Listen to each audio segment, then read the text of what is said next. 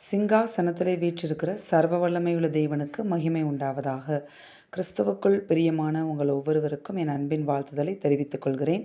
ஆண்டவராகிய இயேசு கிறிஸ்துவின் நாமத்தினாலே இந்த புதிய மாதம் உங்களுக்கு ஒரு ஆசீர்வாதமான மாதமாக இருப்பதாக. ஆமென்.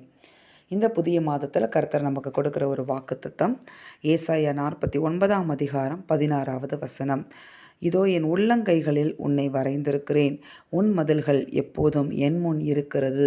ஆமென்.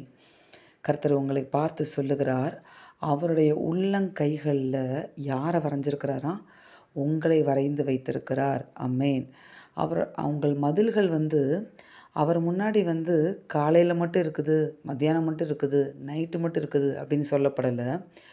உங்களுடைய மதில்கள், அதாவது உங்களுடைய காரியங்கள், உங்கள் எதிர்காலம், நிகழ்காலம், நடந்தவைகள் எல்லாமே அவருக்கு முன்பதாக எப்போதும் என்ன செய்தான் இருந்து கொண்டே இருக்கிறது. ஆமென். எப்பொழுதும் உங்கள் நினைவாக இருக்கிறார். அதனால தான் உங்களை என்னையும் கர்த்தர் அவருடைய உள்ளங்கைகள் என்ன செய்திருக்கிறாராம்? வரைந்திருக்கிறாராம்.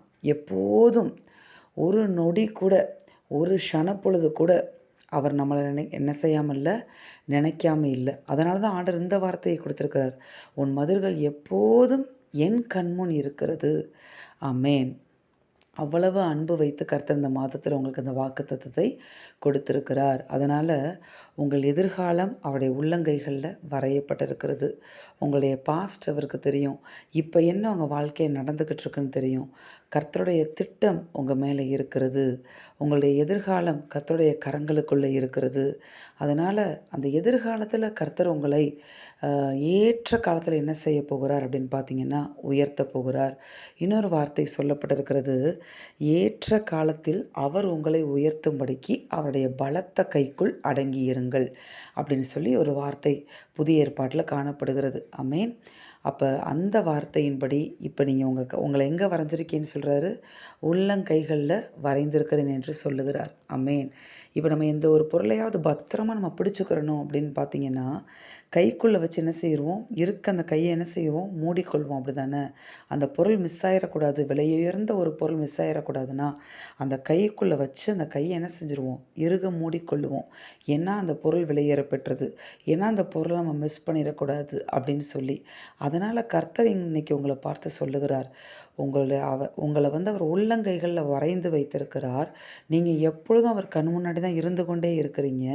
அதனால் ஏற்ற காலம் வரும்போது கர்த்தர் உங்களை என்ன செய்ய போகிறார்? உயர்த்த போகிறார். ஆனால் அதற்கு நீங்கள் எப்படி இருக்கணும் அவர் கைக்குள்ளே அப்படின்னு நீங்கள் பார்த்தீங்கன்னா, அவருடைய பலத்த கைக்குள்ளே நீங்கள் என்ன செய்யணுமா? அடங்கி இருக்கணுமா? அவர் கைக்குள்ளே தான் இப்போ ஆல்ரெடி இருக்கீங்க.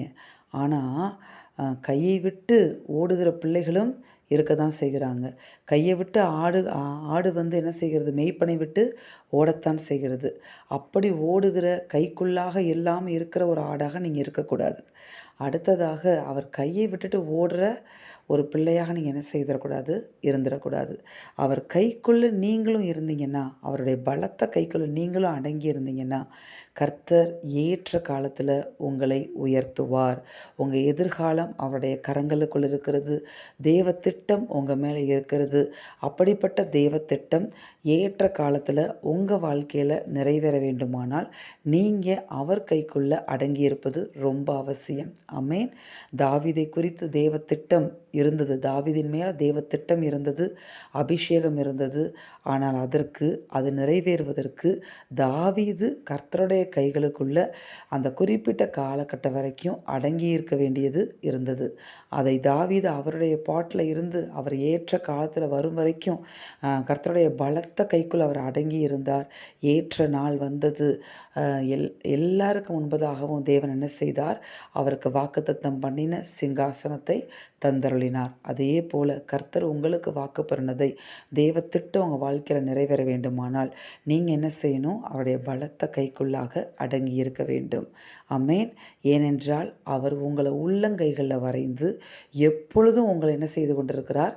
பார்த்து கொண்டே இருக்கிறார், கவனித்து கொண்டே இருக்கிறார். இவ்வளவு அன்பு வைத்து உங்களை வரைந்து எப்போதும் உங்களை கண்முன் வைத்து பார்த்து கொண்டிருக்கிற தேவனுக்கு நீங்கள் ஒரு காரியம் செய்யணும். அவருடைய பலத்த கைக்குள் அடங்கியிருக்க வேண்டும்.